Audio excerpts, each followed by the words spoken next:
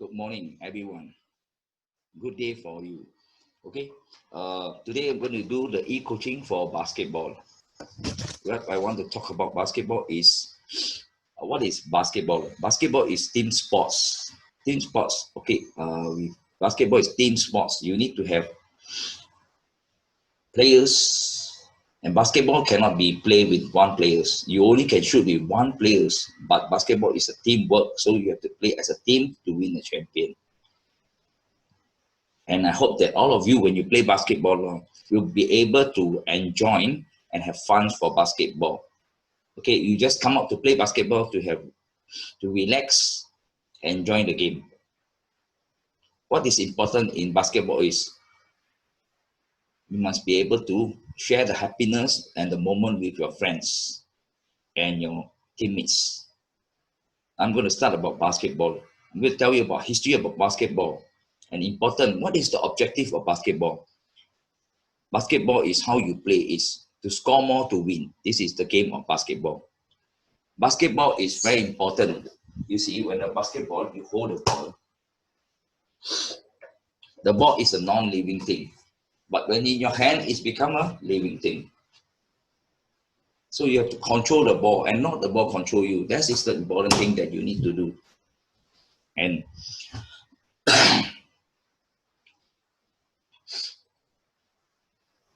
I'm now going to talk about history of this basketball. I'm going to share a screen with you talking about the history of basketball.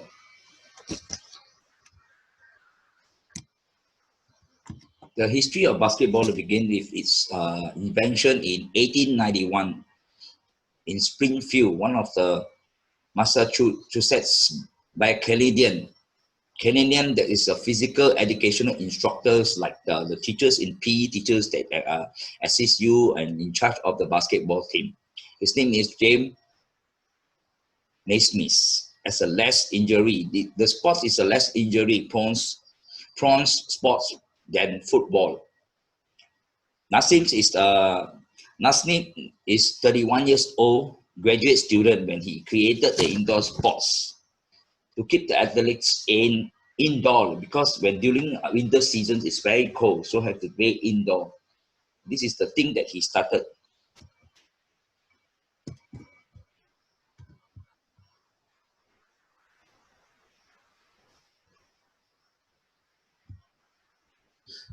These games established quickly in America,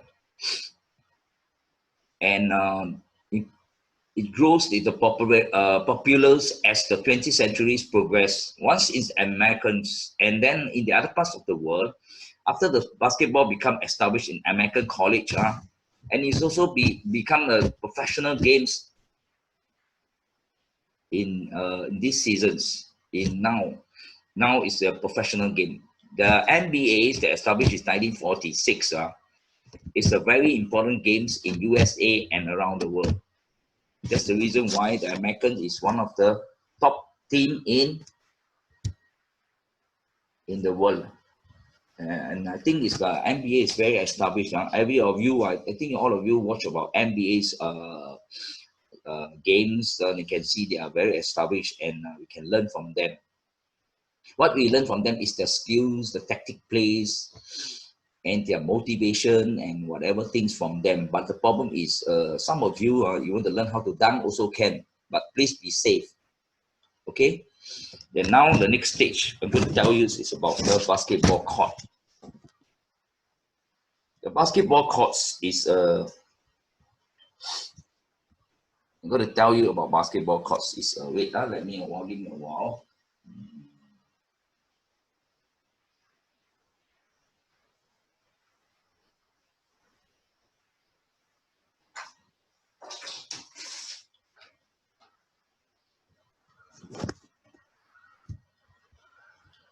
Okay, the basketball court now you can see both the screen. I hope you can see. Okay, basketball court. Let's talk about basketball court. The first one. What is the center circle? This is the center circle. This is the center circle. Okay, the center circle is for what? It's for the start of the game. The referee will toss the ball, and the two tallest players, okay, will tip the ball. But the two tallest players is not allowed to hold the ball when they jump. They are not allowed to hold the ball. They are only allowed to tip the ball to any person that touch the ball. Then they can allow to get the ball. And the next thing, both jumpers, you know, not necessarily that the tallest player will jump. Okay, you can ask a player, any of the players, maybe a forward or guard, to jump ball, also no problem. This is called the center circle. And the next one, the 3-point line. This is the 3-point line. This is the 3-point line. Okay, 3-point line. When you shoot outside the 3-point line, okay, it's considered as 3 point. If you shoot at the free throw line, it's considered as 1 point. If you shoot in the mid-range, this area, within the area, this area here, inside the 3-point line, is 2 points. Okay, do you understand what I'm talking about? The next one. Perimeter. What do you mean by perimeter? The perimeter is defined as the area outside the free throw and inside the 3-point line. Is also considered as perimeter shots or middle range. Where is it? It's inside this. It's all this area. This area that is down here is calling the perimeters line. All this is perimeter zone. When you shoot inside here, it's all is 2 points. If you shoot outside here, it's all 3 points. If you shoot even the half court here, also considered as 3 points. Okay, next one. What is called the low pole? Okay, low pole. Low pole means this area. Okay, it's the area that is down here. It's called the low pole area. Okay, outside this is also called a low pole area. This area is called the low pole area. Okay, low pole area is people that have basketball footwork. They can easily score. You see down here, the low pole is defined as the area that is closest to the basket, but outside of the free throw line. This area is fundamental to strategy in basketball without even taking a jump shot. If you have footwork, you're able to move, pivot, left and right, fade, and after hook shot, you can score 2 points easily. Okay, next, the key. What do you mean by the key? The key is the free throw line and shaded area to the usually painted area beneath the basket. The key is primarily used to prevent players to stay under basket, okay, of the opponent's team for long periods. Means it's 3 seconds. The area for the key is this area down here. This area down here. Okay, in your picture there is the area that is, okay, is shaded. This is called the 3-second zone, also considered as 3-second zone. If you stand inside more than 3 seconds, no ball, you have to get out of the area. If you're still there, means it's violation, 3-second violation. And other lines, what are all the other lines? Other lines we have, what are the other lines? We have the charging box. Charging box is this area, this one. This is the charging box.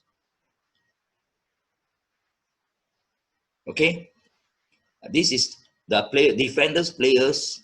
Okay, is allowed to draw a charging foul within the restricted arc if the offensive player receives the ball and start to drive within the area.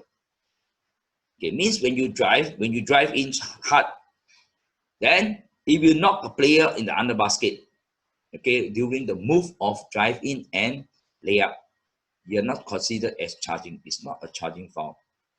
Okay, you're allowed to draw a charging foul within the restricted area. This is called a, okay, charging zone. This is called the charging zone. Next one, the bench. What are bench line and coach's line? Okay, on the picture that you see, okay, on the sideline, okay, there's a line between on the 3-point line extended. You see there's 2 lines in the team there. Okay, the coaches are not allowed to, you have to stay within the line. You're not allowed to go close to the official table.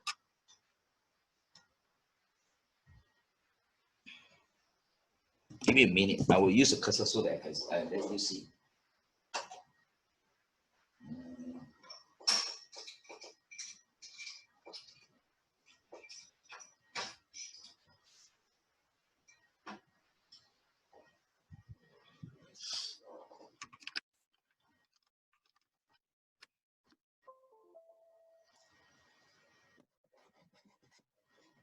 Okay, this is the area. This is the area that I tell you.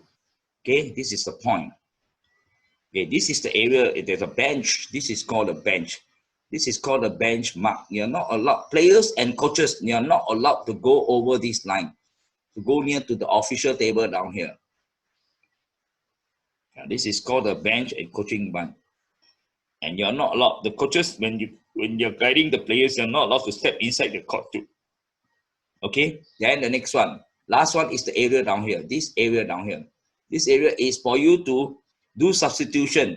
Okay, when you're going to change players, you're going to rest here and wait here. Once the referee call you, okay, instruct you to move in, then you move in. You cannot just move in directly like that. If your coach asks you to change player, you're not allowed to just run in like that. You have to come over to this area here to go in. Understand? You're not allowed to move in from here or any other places that move in. Okay, this is all official. Okay, this is called the sideline. This is the sideline, and this is the baseline. Okay, baseline is the outside line, the baseline to start the ball here. And this is low, this is hypo, this is 3-second zone, this area. Okay, and this is a mid-court. Okay, mid-court line. All this. Okay, there are 8 corners. That corner is down here. One corner down here, you can double team people here. This corner also here, we can double team players down here. And this corner down here, we can double team people down here. This corner, we can double team people down here. And this corner, okay, this corner also 6. And this corner is a 7 corners, 8 corners. Okay, these corners are good when you can double team. Once the dribble here or trap here, you can double team them. Okay, these are all the important things we're going to do. Okay, then after that is about, we're going to talk about the basic. Okay, basics, basic rules for basketball. Okay, what are the basic rules for basketball? Out of bounds, out of bounds. Okay, when we play basketball, this is the boundary we're going to play. If the ball is out of the boundary, not supposed to, okay, it's considered as out. Okay, when all basketball courts are played on a huge rectangle, means you or the ball are not allowed to touch outside the line of the rectangle. Okay, this is the term called out of the bounds, out of bounds. Okay, the ball is thrown in and from out of bounds, but once the ball is played, it cannot return there. If they do not have the ball, you can step over the line without any penalties. If you do not have the ball, you can step over the line without any penalties. Okay, this is the basic rules of basketball. Next one, dribbling. In order to move the ball with the ball, you must dribble it. A dribble is the term used when you bounce the ball and walk with it without picking it up or using both hands. If you use both ball and pick it up and dribble again, it called double. Then if you dribble one time, you stop. And you dribble again, it's considered as double dribbling, means it's foul. It's not allowed. You're only allowed to dribble one time and stop.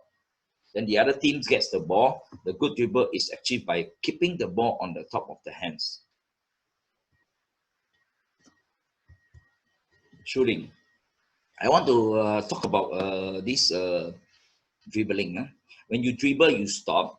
Okay, once you stop, for example, you dribble, once you stop. Okay, let's say, for example, I dribble, once I stop. You are only to do pivot. Okay, pivot means when you dribble, you stop. Okay, you only allowed to move in one leg. For example, I look my left leg. I only can go left side.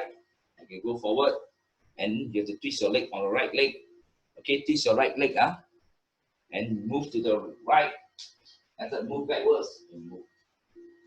Okay, you are not allowed to use 2 steps. You're not allowed to move 2 steps. Both your feet are not allowed to leave the ground. Okay, if let's say you move 2 steps or the feet, both the feet leave the ground, means is traveling. Next one, shooting. In order to score, the ball must go through the basket. Okay, I give you an example. For example, sometimes you shoot the ball, just shoot in, then the ball go through the ring, but it hit the net, it's come out again. Okay, but still considered as score.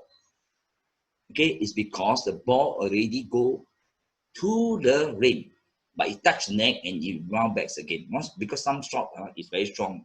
Once you shoot, it touch the net and come bounce back out again. Then it's considered as score. Okay, in order to score, the ball must go through the basket. There are three places a player can shoot from the different point. If you're standing behind the 3-point line, which is considered as 3 point. Okay, if you shoot within the mid-range area, or the area that is what you call is a perimeter area, then you shoot is 2 point. Okay, if you have an act of shooting and you foul and you shoot at the free throw line, is 1 point. Okay, then what about foul? Next one, talk about the foul. A foul is when you make contact with a person with the ball if you're guarding a person. When you hit a person, okay, or you challenge the person or you trick the person, okay, and you go into the cylinder, there's a cylinder for you. If you go into it, once you reach in, or you touch him, it's foul. Okay, all this must know. This is the rules of the game. Okay, next one, picking up your dribble. If you're dribbling the ball, then you decide to pick the ball up, you're only 1 steps. This is what I tell you just now. It's about the pivot, the foot that you choose not to step. You must remain on the ground. If you move the other foot, it is considered as traveling. That is illegal. Traveling results in other teams getting the ball. The only option you have once you pick up the ball is to pass. Okay, when you stop dribbling, the next step is you shoot, you pass, or you do pivot. Okay, you have to make sure what's your plan. Plan A, you're going to drive in hard. Plan B, you're going to drive in to pass. Or plan C, you're going to shoot or what. You have to get ready. This is important. Means in the game, you're not always waiting to think what to do. Before you get the ball, you must think, what should you do? This is the important thing you need to do. And all the safeties for the games for this basketball, you must wear proper gears, proper attires. Make sure you wear your shoes and socks, especially socks. During competition, you have to wear socks. If you never wear socks, you're not allowed to play. And make sure you tuck in your shirt and the proper one. Yeah, it's very proud. I feel very proud when I represent my schools, combined schools, youth team, national teams, even professional teams. Okay, this is very important. And what a safe basketball training to prevent. The important thing is to prevent injuries for sports.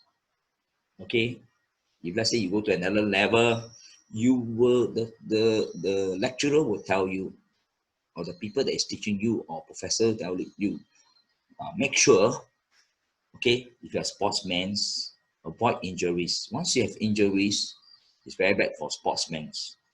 Okay, always be in good shape before you start.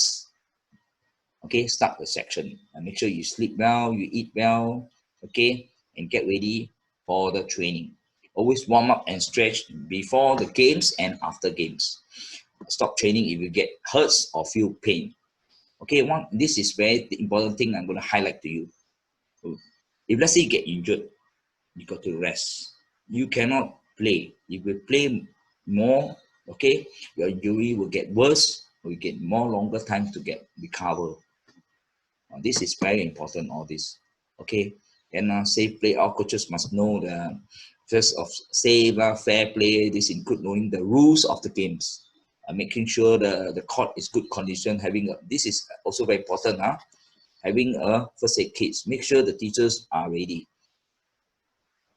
Okay, all this about dribbling, all this are very important. Okay, and then let's talk about let's talk about the thing that you're going to do is, for example, you're going to do warm up. Okay, now the next one. I'm doing this on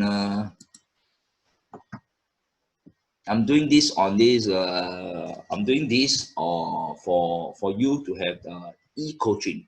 but your teacher is going to do the section that is on the court with you. What I'm going to do if the teachers, I want the teachers to do warm up with you, means when you start off the game, you have to do stretching with like your body, make sure you don't get injured easily. Okay, then the first thing you do is your fitness. Okay, maybe you run 10 rounds to get ready. Okay, after you stretching, then you go for rounds, then you do push-up. Okay, for fitness, you do push-up, sit-up, and squat. Okay, let's talk about push-up. You have to do proper push-up. When you you have to do proper push-up.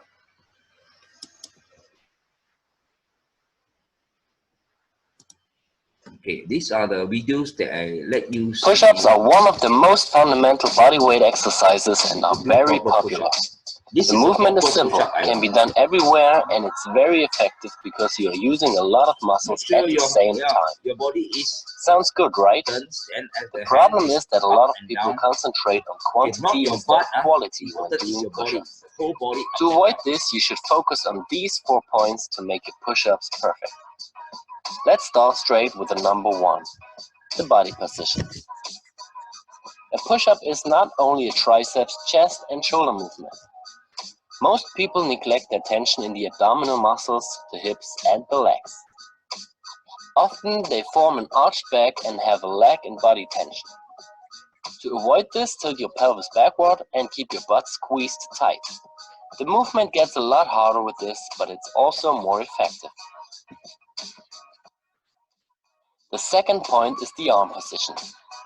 The arm position doesn't really matter in terms of the perfect execution. A perfect push-up can be done with a wide or a narrow grip, but it's important to place your wrists in a nearly vertical line under your shoulder when you do the standard push-up. There are still exceptions for that rule. For example, when you are doing pseudo planche push-ups, which puts the focus more on your shoulder. Or when you're doing sphinx push-ups, which are a triceps dominant movement. If you are working with standard push-ups and choose a wider grip, it involves the chest more than a close grip, and a close grip sets the focus more on your triceps. The only thing you should avoid completely are out-flared elbows, because this puts a lot of stress on your shoulder, which can lead to injuries. The closer you place your arms to the body, the more your elbows point backwards. The wider you place your arms, the more your elbows going away from your body, but they still point more backwards than to the side. The third point is the range of motion. This is quite simple, just don't cheat. Go all the way up and all the way down and let your body straight. Don't decrease the range of motion by bringing your head forward or your hips down. The last point is the shoulder blade movement. This is a very neglected point. When you're going down, your shoulder blades come together, and when you're going up, they go apart. You should also focus on pushing them girdle. Your shoulder blades come together because of a healthy body. If you have any questions to this topic, just leave a comment. Thank you. Next one, we talk about sit-up.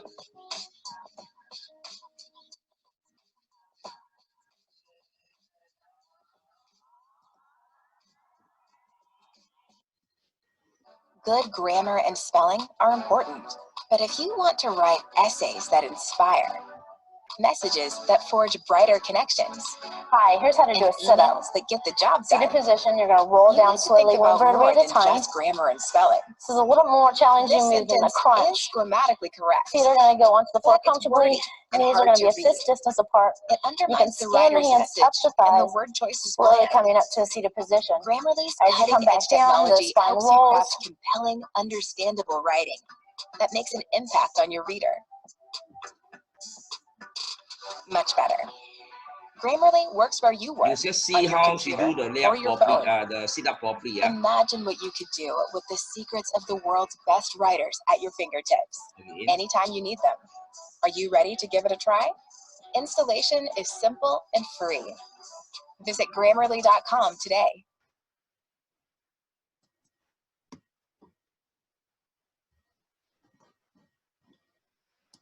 Slowly coming up to a seated position. As you come back down, the spine rolls. Think about a strong C curve.